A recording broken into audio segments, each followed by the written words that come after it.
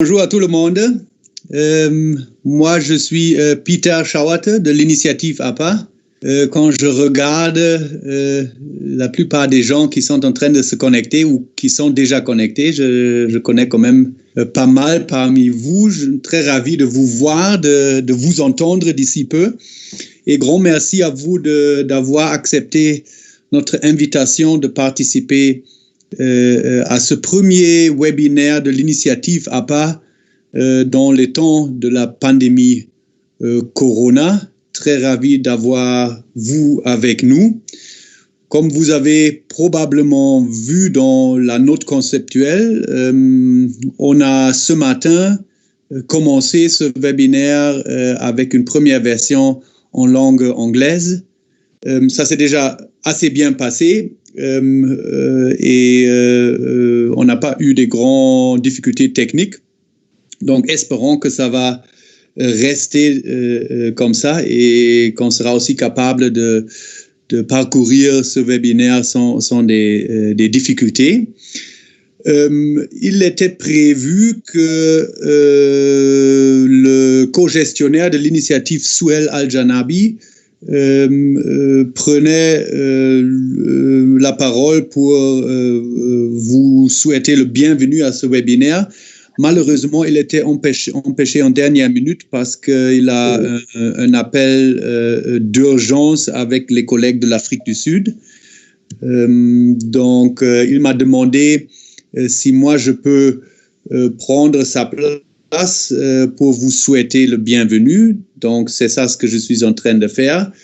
Dans ces temps difficiles qui nous touchent tous, ce n'est pas évident de trouver le temps, mais on a quand même voulu faire un effort et essayer de continuer les bons échanges afin d'avancer la mise en œuvre de l'APA dans les pays africains et dans ce cas spécifique dans les pays africains francophones. Next slide, Eva, please. Donc, aujourd'hui, on se rencontre, comme vous avez vu dans la note conceptuelle, pour le premier webinaire dans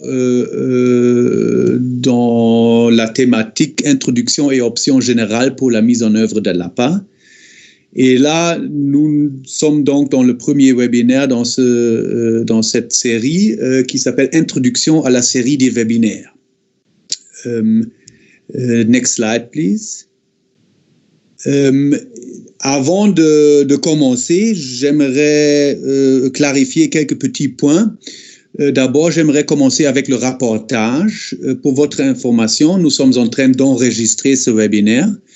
L'idée derrière est donc qu'à la fin du webinaire, on va préparer un fichier audio-vidéo qui va donc nous permettre de le mettre sur le site web afin qu'on peut télécharger aussi après les présentations, donc les diapos et les voix des présentateurs. Donc, ce que moi, je suis en train de parler actuellement, de dire actuellement, c'est ça ce qu'on pourrait télécharger et ça sera donc mis à la disposition du public.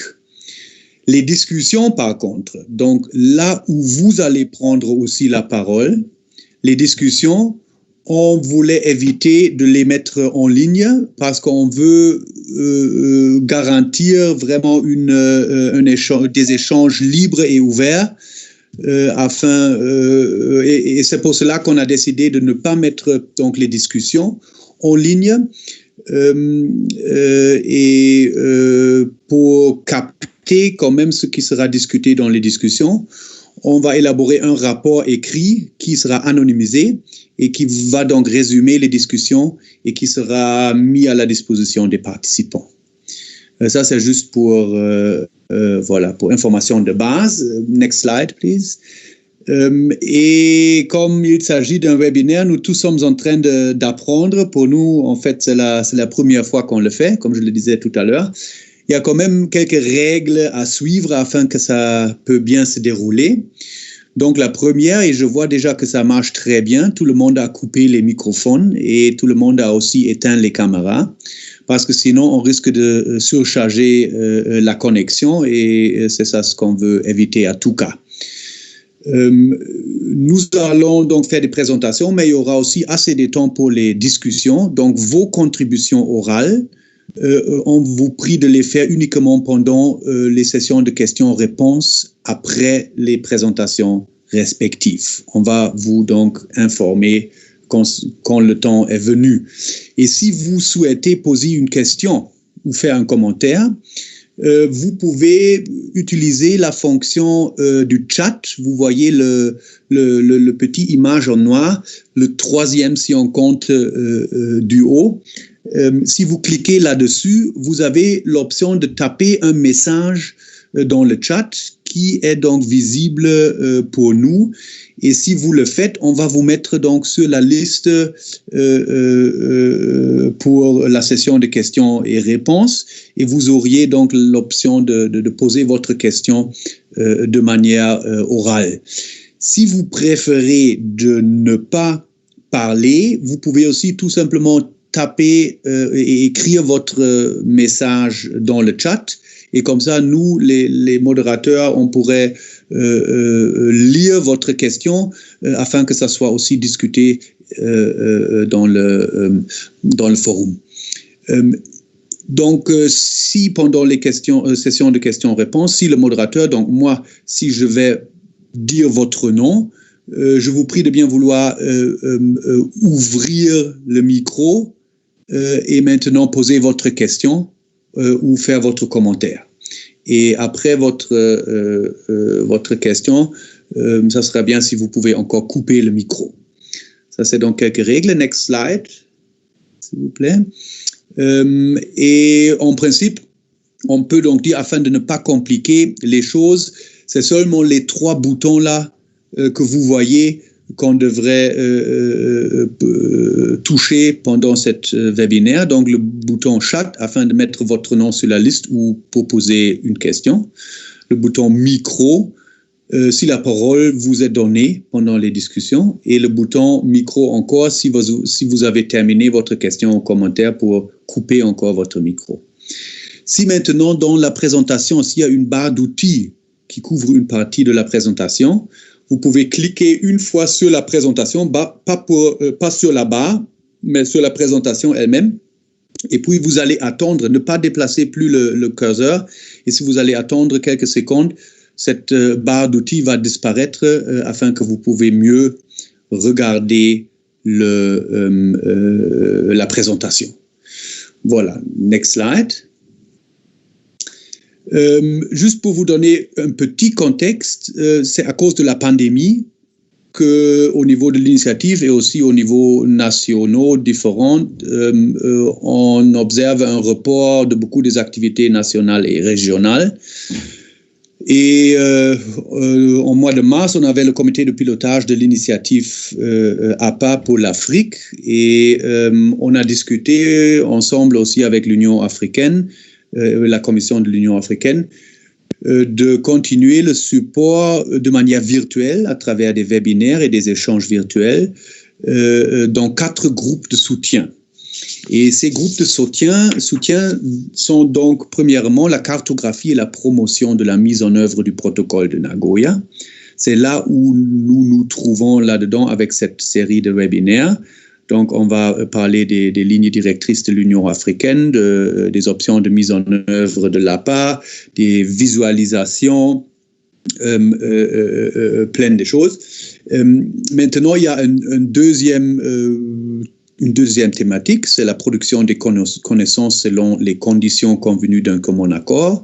Donc, ça c'est le CCCA, comme vous le savez, et le partage des bénéfices. Là, on va donc beaucoup parler des contrats et vous offrir des options d'apprendre des détails par rapport aux questions liées au contrat.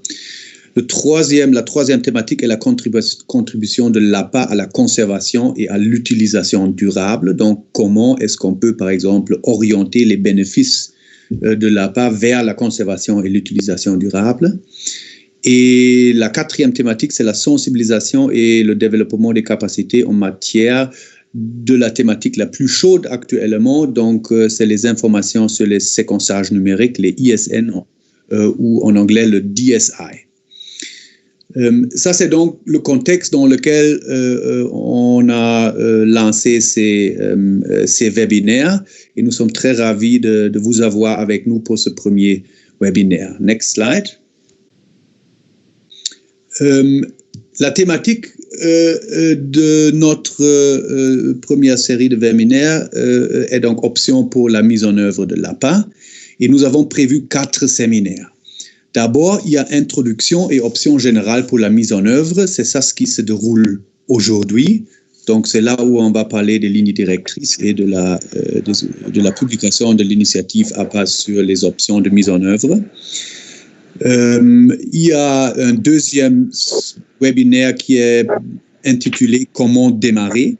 Là, on voulait jeter un peu de lumière sur comment lancer des processus multiparties prenantes afin d'élaborer un système APA ou pour la mise à jour d'un système APA déjà existant. Comment utiliser les lignes directrices de l'Union africaine et la publication de l'initiative, et aussi le rôle des visualisations et des schémas, des procédures d'APA et des options pour les élaborer, et comment les traduire en texte juridique. Le troisième webinaire, c'est le choix des instruments juridiques appropriés. Là, on voulait donc de montrer un peu la diversité des instruments juridiques, et on voulait traiter la question comment identifier l'instrument juridique approprié afin de monter le système APA envisagé. Et le quatrième webinaire, là, on va se concentrer sur les questions techniques.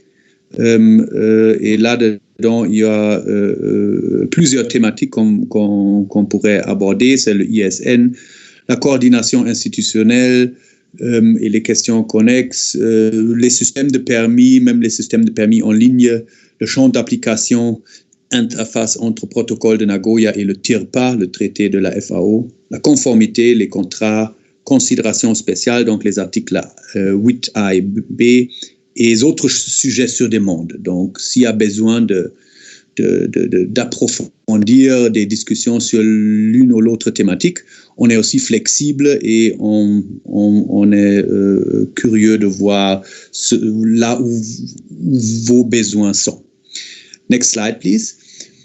Maintenant, pour commencer un peu à utiliser aussi la fonction du chat, ce que vous voyez le bouton noir sur ce diapo-là. Si vous cliquez là-dessus, vous pouvez taper vos messages. Et la première question qu'on aimerait vous poser pour c'est pour savoir comment continuer avec les autres webinaires prévus. Dans la note conceptuelle, il est prévu d'avoir les différents séminaires une fois par semaine. Mais on est aussi à ce niveau, on est ouvert. Donc, si vous préférez que ça soit une fois tous les 2 semaines seulement, ou peut-être même une fois par mois uniquement, vous pouvez taper votre choix dans le chat et on va analyser après quel choix a été tapé le plus souvent, et c'est comme ça, selon la majorité, qu'on voulait donc organiser la suite de nos webinaires. Donc, je vous invite maintenant de tout simplement ouvrir la boîte de chat. Ah voilà, il y a le premier qui s'est déjà prononcé, c'est Ahmad Abaya. Il disait une fois tous les 2 semaines. Donc, chacun a le choix de taper maintenant cela dedans pour qu'on peut trouver ou prendre une décision selon les idées de la majorité. Merci donc de taper ça dedans. Et il y a donc une deuxième chose que je vous invite également au fur et à mesure de taper dans le chat, c'est votre adresse email. Parce qu'on a organisé ce webinaire sans qu'il ait été nécessaire de s'enregistrer. Donc, afin de pouvoir envoyer les rapports à tout le monde, qui s'intéressent, le rapport de ce webinaire et aussi d'autres informations, il serait bien d'avoir votre adresse email. Donc, bien vouloir aussi taper votre adresse email. Dès que c'est dedans, ça veut donc dire qu'on va vous envoyer la documentation de ce webinaire et aussi d'autres informations. Voilà, merci beaucoup. Prochain slide, s'il vous plaît. Pour l'introduction, c'est ça. Et c'est à ce moment où j'invite donc Monsieur Olivier Rukundo, que la plupart d'entre vous connaissent très bien, de nous donner l'introduction générale des lignes directrices de l'Union africaine pour la mise en œuvre coordonnée du protocole de Nagoya sur APA. Olivier, tu as la parole. Voilà, merci. Oui, merci Peter. Bonjour à tous. J'espère que vous allez tous bien. En tout cas, j'espère que vous prenez toutes les précautions pour continuer d'aller très bien dans cette pandémie. Ce qui m'a été demandé, c'est de faire une introduction générale sur les lignes directrices de l'Union africaine pour la mise en œuvre coordonnée du protocole de Nagoya. Je voudrais tout d'abord dire que cette présentation a été faite conjointement avec Pierre Duplessis, que vous connaissez aussi, qui a fait la même présentation dans la session anglaise ce matin. Donc, on voulait vous proposer un aperçu général, un peu pour nous remémorer des différentes rubriques qui sont adressées dans les lignes directrices de l'Union africaine, comme base, comme outil pour la mise en œuvre, pour la présentation de quelques options qui ressortent des lignes directrices. Next slide. Donc, ce qu'on voulait également faire, c'est d'aller un petit peu en arrière, revenir un peu sur les bases et le contexte dans lequel ces lignes directrices ont été adoptées. Et en fait, ce qui est important de rappeler, c'est que l'adoption du protocole de Nagoya a été faite par consensus et qu'il y avait plusieurs positions clés africaines qui ne sont pas apparues dans le texte des négociations, donc sur la base de compromis négociés lors du protocole de Nagoya.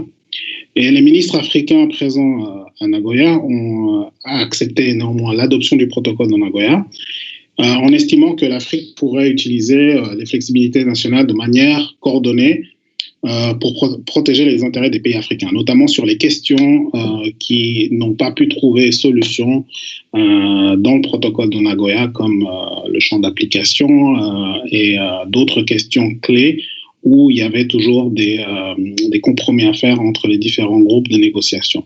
Next slide. Alors, comme on est dans un cadre régional, ce qu'il y avait à faire pour le développement de ces lignes directrices, c'est d'avoir un peu comme une étude de la situation par rapport au cadre régional qui existait. Et autant, il y avait donc bien sûr la loi type de l'OUA pour la protection des droits des communautés locales et des agriculteurs, qui a été bien sûr développé avant les régimes internationaux juridiquement contraignants, notamment le protocole de Nagoya, le TIRPA, le traité international sur les ressources phytogénétiques pour l'agriculture et l'alimentation. Et donc la première chose qui a été faite dans ce processus de développement des lignes directrices dont beaucoup d'entre vous ont pris part, c'était d'identifier les lacunes existantes dans l'outil, la loi type, et pour voir de quelle façon on pouvait, si vous voulez, identifier ces lacunes et en même temps adresser ces lacunes de façon très claire, traiter de ces lacunes dans un nouvel instrument qui est donc les lignes directrices. Et donc, ce qui s'est révélé de cette étude qui a été réalisée entre 2011 et 2012, c'est qu'il y avait une absence de coordination claire en matière de biodiversité et de l'APA au niveau continental, donc au niveau continental africain. Et dans ce contexte, durant le 6e atelier panafricain, un mandat a été donné à la Commission de l'Union africaine de coordonner le développement des lignes directrices de l'OUA en tant qu'outil complémentaire de la loi type de l'OUA. Ce qui est important ici, c'est que dans l'étude des lacunes, ce qui avait été clairement aussi énoncé, c'est que ces lignes directrices ne viendraient pas remplacer la loi type de l'OUA, puisqu'il y avait des éléments qui restaient tout de même pertinents. mais que les lignes directrices, ou à l'époque, quand on n'était pas très certain de ce que ces instruments, la finalité de ces instruments, c'était de savoir, c'était de dire que ces instruments seraient, ou l'instrument adopté comme au niveau régional serait complémentaire au contexte juridique existant qui était la loi type. Next slide.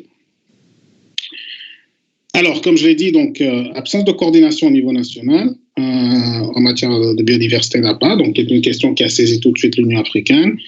Il y a eu une décision de l'Assemblée de l'Union africaine en janvier 2011 pour inclure la biodiversité dans les priorités de l'Union africaine.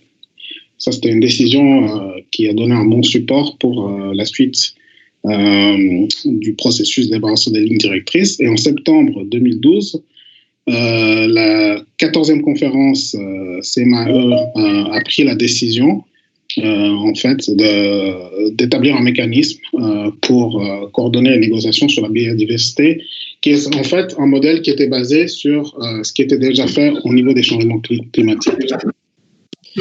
Next slide. Alors, et donc cette conférence a aussi approuvé le travail actuel sur le développement des lignes directrices. Et en janvier 2013, les chefs d'État et les gouvernements de l'UA ont adopté le rapport de la CME qui incluait le processus pour le développement des lignes directrices. Next slide. Alors, je voulais simplement rappeler un peu le processus consultatif qui a été mené pour l'élaboration des lignes directrices. Comme certains d'entre vous participaient, donc je vais passer très vite sur ça. Il y a eu d'abord un atelier de validation du projet des lignes directrices à Addis Abeba du 22 au 30 octobre 2013. Et là, une décision importante a été adoptée, c'est-à-dire de séparer le cadre politique et avoir, donc la partie 1, et un guide plus technique, pratique et par étape, qui est la partie 2 des lignes directrices. Et donc, il y a eu la discussion d'élaborer la première ébauche du cadre politique du projet des lignes directrices et le processus de validation différé jusqu'à la partie 1 et partie 2, complément examiné et passé en revue par les experts et pairs. Donc, l'idée, c'était vraiment de s'entendre sur le cadre politique, stratégique, si vous voulez, pour ensuite aller vers le guide étape par étape. Et en décembre 2013, le cadre politique révisé, envoyé et circulé pour commentaire à tous les points focaux APA et autres parties prenantes. Donc, ça, c'était pour avoir les retours des points focaux et des gens concernés par la mise en œuvre de l'APA. Et il y a eu beaucoup de retours qui ont été intégrés dans les versions subséquentes des lignes directrices. Prochaine diapo. Next slide. Il y a donc eu un groupe d'experts qui a été établi aussi, et donc sur la base de nomination d'experts. Et en février 2014, du 5 au 17, il y a eu une réunion d'experts organisée sur les lignes directrices, qui est composée de points focaux, experts, donc un champ très vaste d'expertise, incluant bien sûr les représentants des différents instruments comme la CBD, TIRPA, et beaucoup d'entre vous, bien sûr, points focaux. Et là, c'était vraiment pour discuter du contenu technique des lignes directrices et du processus. Next slide. Donc, le résultat de cette concertation d'experts, c'est qu'il y a eu une première ébauche qui a été discutée, un cadre politique, un guide étape par étape, et bien sûr les annexes, qui sont en fait, les annexes, c'est les outils des lignes directrices pour en fait mettre en application tout ce qui est dit dans les lignes directrices stratégiques et pratiques. Et donc, cette formulation, si vous voulez, la structure du document a été aussi validée après cette réunion d'experts. Next slide. Il y a aussi eu un atelier de validation sur les lignes directrices du 11 au 14. Donc, les lignes directrices le cadre politique et les lignes directrices ont été validés. Et ces textes ont été présentés pour adoption formelle au cours de la 15e réunion de l'AMCEN qui s'est déroulée en Égypte au Caire du 2 mars 2015. Next slide. Le cadre politique et ligne directrice associée a été présenté pour adoption formelle lors de cette 15e réunion. La 25e session a adopté le rapport d'AMCEN, y compris les lignes directrices de l'Union africaine. ce qui était un exercice très important au niveau régional pour justement faire valoir ces lignes directrices dans une plus grande thématique qui était discutée lors de cette conférence dont beaucoup parmi vous, les points focaux qui sont là depuis un moment, ont participé. Et donc, l'APA a fait en fait surface. Donc, il y a eu beaucoup de travail qui a été fait pour que l'APA soit reconnue comme une thématique importante. Et c'est lors de cette conférence, adoptant les lignes directrices de l'Union africaine, où de ces résultats ont pu être obtenus. Next slide. Alors, maintenant, après cette brève introduction par rapport au processus, l'idée ici, c'était vraiment de revenir un peu sur les étapes, le processus consultatif, tout ce qui a été fait pour arriver aux lignes directrices.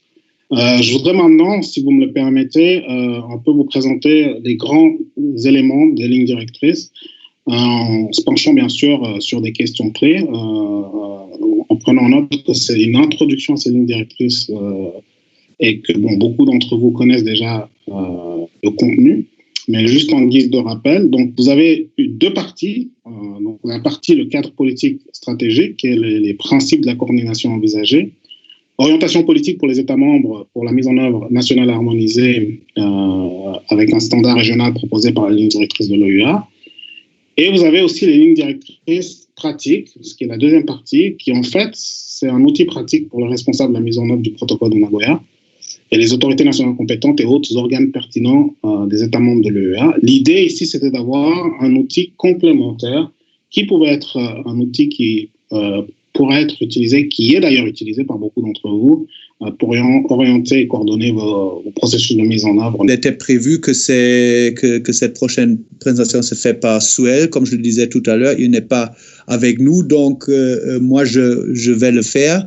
Et c'est donc, on voulait donc vous introduire cette publication. C'est disons un papier de discussion, un document de discussion que l'initiative avait déjà présenté pendant le dernier PANAF en Afrique du Sud. Prochain slide. Il s'agit donc de cette publication option en œuvre de l'APA. Et le contexte est donc bien connu. Donc, le protocole de Nagoya doit être traduit en cadre réglementaire national en matière d'APA. Nous avons entendu tout à l'heure de Olivier comment il y a cette orientation par les lignes directrices de l'Union africaine. Il faut toujours garder cela en tête. Il est aussi très clair qu'il n'y a pas de taille unique, donc une solution qui peut servir tout le monde. Il est donc question de chaque fois adapter la mise en œuvre aux besoins et aux réalités nationales. Et on a constaté qu'il est très important d'avoir une approche stratégique. Donc, si on veut élaborer un système APA, il faut cette approche stratégique avec les objectifs et une vision. Qu'est-ce qu'un pays veut réaliser à travers la mise en œuvre du protocole de Nagoya. Et cette stratégie, donc, qu'on devrait élaborer, fournit maintenant des conseils au personnel technique et aussi aux experts juridiques pour la rédaction des textes respectifs. Il faut donc une orientation pour le staff technique, parce que sinon, un consultant qui devrait travailler sur l'élaboration d'un tel texte n'a aucune idée comment orienter ce texte. Prochain diapo, s'il vous plaît. Merci. Comment donc s'adresser à cela? Si, par exemple, des fonds sont disponibles, une évaluation d'impact complète est une opportunité et probablement aussi une très bonne idée. Parce on pourrait donc d'abord évaluer quels sont les impacts potentiels d'une législation APA qui va à gauche ou une qui va à droite. L'Union européenne, par exemple, a fait une telle évaluation d'impact, je crois, pendant 3 ans. Mais c'est souvent donc une question des fonds disponibles. Et maintenant, dès qu'on commence à rédiger les textes, et même déjà dans la rédaction de la stratégie, il y a de nombreuses questions spécifiques qui se posent. Et c'est à cause de cela que plusieurs pays se sont adressés à l'initiative APA pour obtenir un aperçu d'exactement ces options de mise en œuvre, juste pour savoir quelles sont mes options. C'est vrai, il y a des lignes directrices de l'Union africaine, mais parfois il y a des questions beaucoup plus techniques et spécifiques et les pays ont voulu avoir un aperçu sur les différentes options par rapport à ces options de mise en œuvre. Prochain diapo. Donc les objectifs de cette publication est d'offrir des conseils aux pays qui n'ont pas encore mis en place un système APA dans deux choses. Premièrement, pour mettre le processus de développement du système national APA sur la bonne voie dès le départ, et ou pour évaluer et réorienter les processus déjà engagés. Parce que parfois les pays veulent tout simplement commencer le processus, et dans d'autres pays, ce processus a déjà commencé et peut-être il est question d'évaluer et réorienter ce processus si on a, par exemple, trouvé que ça n'a pas trop bien marché. Et deuxièmement, un deuxième objectif est aussi d'offrir des conseils aux pays qui ont déjà mis en place un système APA, où le système APA existe déjà. Là, ça peut être utile pour une révision ou pour adapter ou affiner le système si nécessaire, parce qu'on a vu beaucoup de pays aussi hors de l'Afrique qui se sont beaucoup avancés dans la mise en œuvre d'APA, mais après quelques années et après quelques expériences, on a vu qu'il y a des choses qui ne vont pas trop bien et on a donc adapté le système. Prochain diapo, s'il vous plaît. Juste pour vous donner un petit aperçu sur la structure de ce document, il y a trois grands chapitres, si on veut dire. Il y a les options fondamentales de mise en œuvre. On présente 4 options fondamentales dans le document. Là, il s'agit beaucoup plus d'orienter les décisions générales aidant à établir la stratégie globale d'un pays en matière d'APA. Tout à l'heure, on va vous donner quelques exemples de ce que ça veut dire exactement. Il y a le deuxième grand chapitre, c'est les options détaillées de mise en œuvre. Là, on touche sur 14 thématiques, donc l'ensemble, c'est 18 thématiques qui sont touchées. Et là, on traite les options spécifiques pour déterminer la forme et le fonctionnement du système APA. C'est donc des questions beaucoup plus spécifiques et détaillées. Et vers la fin, on conclut avec quelques réflexions et un petit résumé des principaux résultats et de certains enseignements que l'initiative APA a tirés des processus d'accompagnement de l'APA dans divers pays. Voilà, prochain diapo, s'il vous plaît.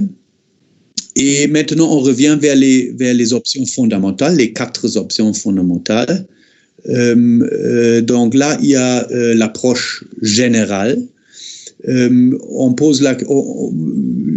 met toujours 2 options et on regarde qui sont un peu opposées et on regarde un peu les avantages et désavantages de ces 2 options. Donc, dans l'approche générale, on fait la comparaison entre une approche axée sur le marché ou une approche axée sur la protection.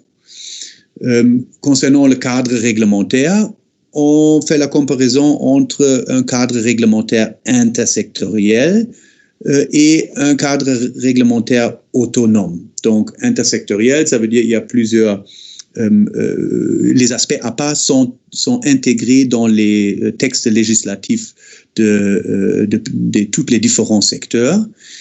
Et l'autre option est d'avoir une loi APA autonome qui touche rien que l'APA. Donc ça, c'est les 2 options qu'on compare ici. Troisièmement, il y a les systèmes de permis. Là, on met de l'un côté le système de permis centralisé. Donc, c'est une seule entité qui donne les permis pour tout le pays et tous les différents secteurs. Mais c'est aussi possible d'avoir un système de permis décentralisé qui prévoit maintenant différentes entités, soit au niveau provincial, par exemple, soit par rapport à la qualité de la ressource. Donc, dans un tel cas, il existe plusieurs permis différents.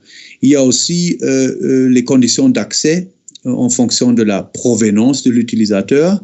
Là, d'un côté, on met les conditions d'accès divergentes. Donc, si par exemple, on fait une distinction entre un utilisateur national et un utilisateur international, ou les conditions d'accès uniformes, ça veut dire que tout le monde est traité de la même façon. Ça, c'est les grands cadres dans les options fondamentales. Et si on peut voir le prochain diapo, on va voir les sujets, quelques exemples des sujets qui sont couverts maintenant dans les options détaillées de mise en œuvre. Là, on a encore fait une sous-division de 4 sous-chapitres. Dans les généralités, il y a 4 options. On parle des cadres juridiques, on parle de la portée, de l'APA, on parle de comment traiter les questions liées au TIRPA, et on parle des considérations spéciales, donc article 8B et jusqu'à un certain niveau aussi 8A. Concernant l'accès, il y a 5 sujets qui sont couverts. Il y a la finalité de la recherche, donc si c'est commercial ou non commercial.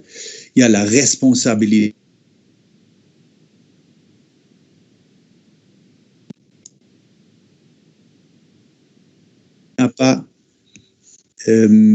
J'étais légèrement coupé, j'espère que ça va encore. Donc, le rôle des permis sectoriels, est-ce que les permis sectoriels viennent avant ou après APA, ou est-ce qu'ils sont indépendants? Entité chargée de délivrer le CPCC.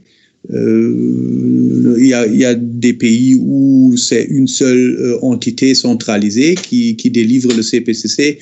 Il y a d'autres où c'est peut-être soit les populations autochtones et communautés locales qui sont touchées, soit les différents ministères sectoriels. Donc, il y a plein des options à ce niveau également. Et on jette aussi un peu de lumière sur le rôle des populations autochtones et communautés locales. Partage des avantages, il y a encore 3 autres options. Par exemple, entité chargée de négocier les CCCA. Là aussi, ça existe qu'il y a une seule entité ou plusieurs entités selon la ressource ou selon l'endroit d'accès, par exemple. La forme de partage des avantages, il y a bien sûr monétaire, non monétaire, mais il y a aussi bilatéral ou à travers un fonds ou un mix de ces 2 options. Une fois de plus, beaucoup des options. Et aussi concernant la négociation du partage des avantages, comment ça se fait de manière centralisée, décentralisée. Voilà.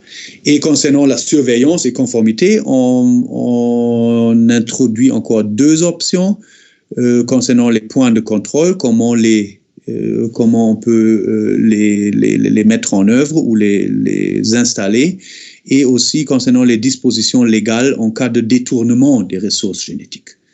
Et avec ça, j'aimerais avoir le prochain diapo, peut-être parce qu'on est presque arrivé à la fin. On est maintenant dans les divers et les prochaines étapes. Donc, ce que je viens de dire tout à l'heure déjà, c'est donc le suivi des questions auxquelles il n'a pas été possible de répondre aujourd'hui. C'est comme je le disais, soit à travers le rapport, soit à travers des sessions spécifiques dans le webinaire, dans un des webinaires techniques. Comment maintenant choisir les autres webinaires auxquels vous pouvez participer? On a bouclé maintenant le premier webinaire ici. Le deuxième est donc comment démarrer.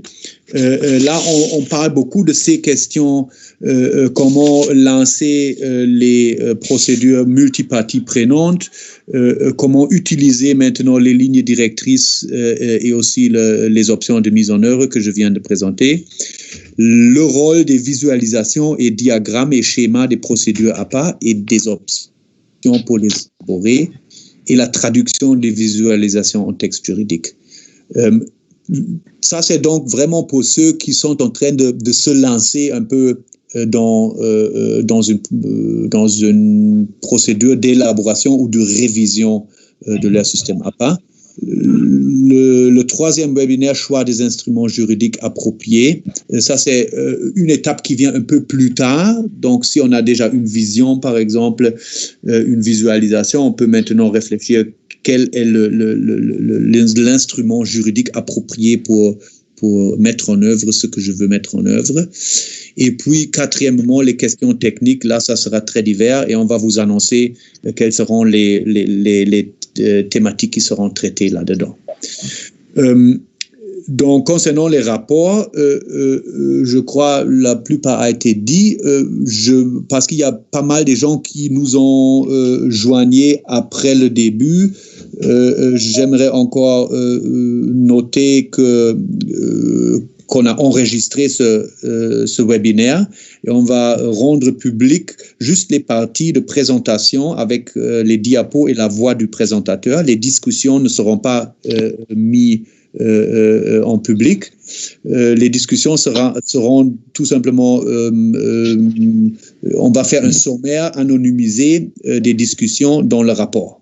Donc, pas besoin de s'inquiéter que le nom va apparaître avec une question quelque part. Ça sera donc anonymisé. Et on va aussi analyser vos choix par rapport à la périodicité des prochains webinaires. J'ai l'impression que la plupart a proposé de le faire tous les 2 semaines au lieu de chaque semaine. Si c'est le cas, après une vraie évaluation, on va vous annoncer la prochaine date. Voilà, je vous invite encore une fois, aussi pour ceux qui sont venus un peu plus tard, si vous voulez recevoir la documentation de ce webinaire, merci de taper dans le chat tout simplement votre adresse email une fois, et puis on va vous mettre sur la liste de distribution. Parce qu'on n'a pas fait un enregistrement, il faut donc tout simplement taper votre adresse email dans le chat et puis vous allez recevoir la documentation et aussi les invitations pour les prochains webinaires. Là maintenant, il me reste d'abord de remercier quelques personnes qu'on ne voit pas trop, mais sans ces 2 webinaires n'auront pas été possibles.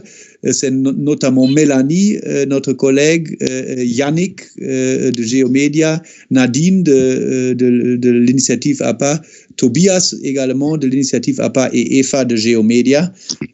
Sans eux, il ne serait pas possible d'avoir un tel webinaire. Merci donc à vous. Et avec ça, je vous remercie pour votre attention et j'espère bien de vous revoir très prochainement dans le webinaire Comment démarrer. Et d'ici là, je vous souhaite vraiment à vous et vos proches toute la santé qu'il faut, toute la prudence qu'il faut. Vous voyez ici le petit image, adopter les bons gestes. C'est à chacun de nous de faire son petit pas pour éviter que ça devienne encore pire que ça se présente là maintenant déjà. Donc, merci beaucoup. N'hésitez pas de nous contacter pour toutes sortes de questions.